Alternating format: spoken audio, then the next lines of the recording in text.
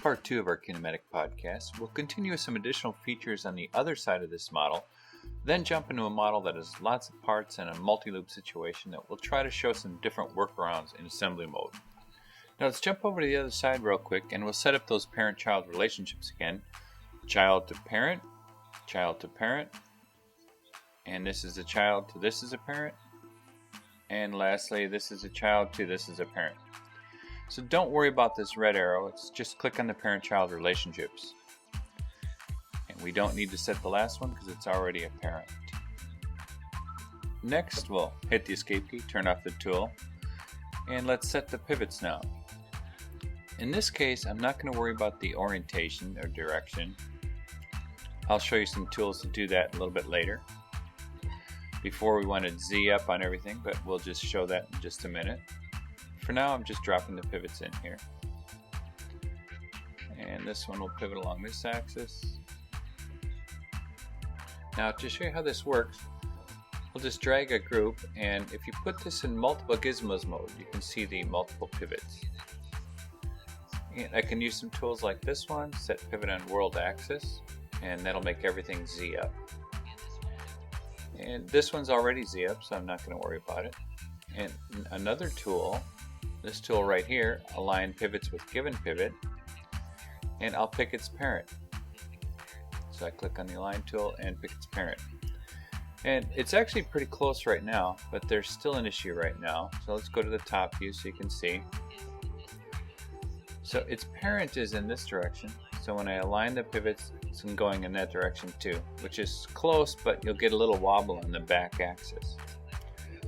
So we'll bring up another tool, and there are other tools to align the pivots, but I'm going to show this one as well.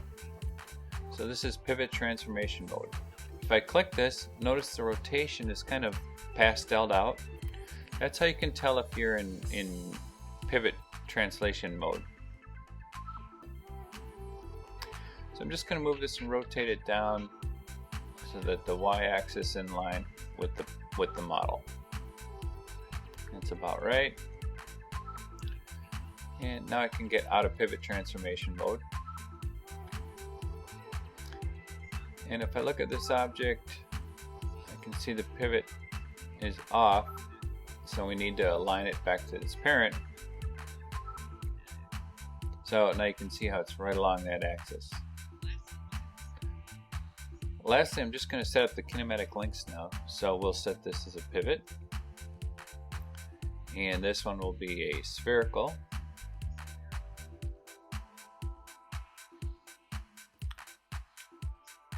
And this will be a pivot.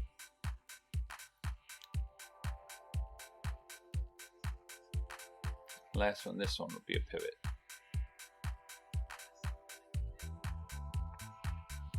And notice it's trying to pivot around the z-axis as well, so I'm going to change that to the x-axis.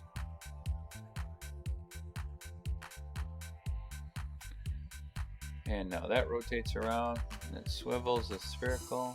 This one rotates in this direction and up and down, because it's using pivots from both objects there. And lastly, all I need to do is set up my limits on there, and we'd have this done too as well. So let's jump over to this model. And instead of setting all the individual parent-child relationships, we're going to do this in assembly mode. So first I'll create some assembly groups. We'll create 4 of them for this example. And we'll rename them. This one will be frame. This one will be lower. This one we'll call pivot, and call this one shock. And then we'll put the appropriate parts in those assembly groups. So this will be lower. I'll drag that up to lower. We'll hide them. This one I'll put in pivot. And hide those. And then we'll grab this one in shock and hide that as well. And lastly, I'll just put the rest of the stuff in the frame one and hide that. Now, just to clean the assembly tree up, I'm going to clear all the empty groups. I've got these 4 assembly groups inside the master assembly. So let's go in assembly mode and start putting the pivots in their proper location. That's fine, that's fine. The pivot one we'll put right up here, and the shock we'll put right here. Now, inside the shock, I want to break this down to a couple extra assembly groups, and I'm doing this in part mode. This one I'm going to name upper, and this one name lower.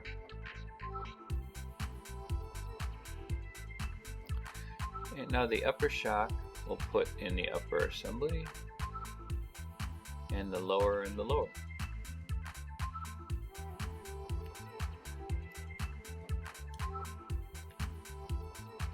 Now back in assembly mode, I can set these pivots as well, and we'll put this pivot right here.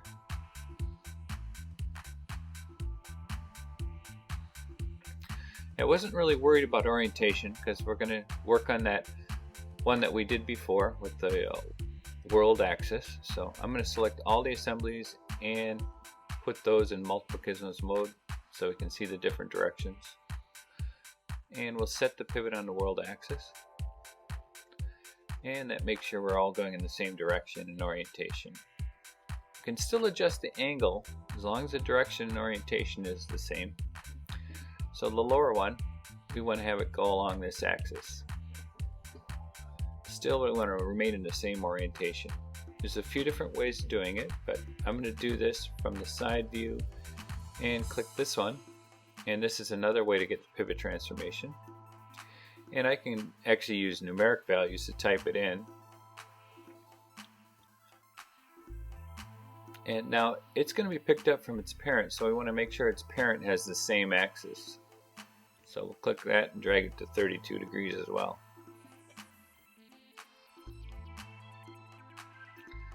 Now when I get back out of pivot transformation mode, now we have the pivots going in the right direction.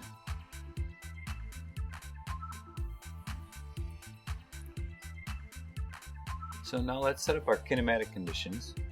This is going to be a pivot along the x-axis, and this is going to be a pivot along the x-axis as well. The shock is going to be a pivot, and I want that to move together. So I'll make that a pivot and along the x. And the upper and lower. The upper we don't want to really pivot at all, so we're going to leave that as rigid. And the lower wants to be a linear, and we're going to do that along the y-axis. So now that those are all set up, we still have this issue where it would need to be 2 parents to work correctly, and it won't work correctly. So we're going to leave those individual. We're not going to parent those, and we'll just cheat a little bit here. So I'm going to move the timeline, and we'll grab the lower object and just free drag it up. And if we click on the lower, I can see I can drag this around, and that all works together with the kinematics. But we need to move this object first. Now notice in the assembly tree there's another level here, so we want to actually move it from the pivot level. And we're going to put it right on that point, and then we're going to drag that right over the center of that hole. And we can move the timeline again and just drag this back and do the same thing. Drag the pivot over to that part. And we can use that in orthographic projection to make that easier to see, and we're going to drag that right on the center.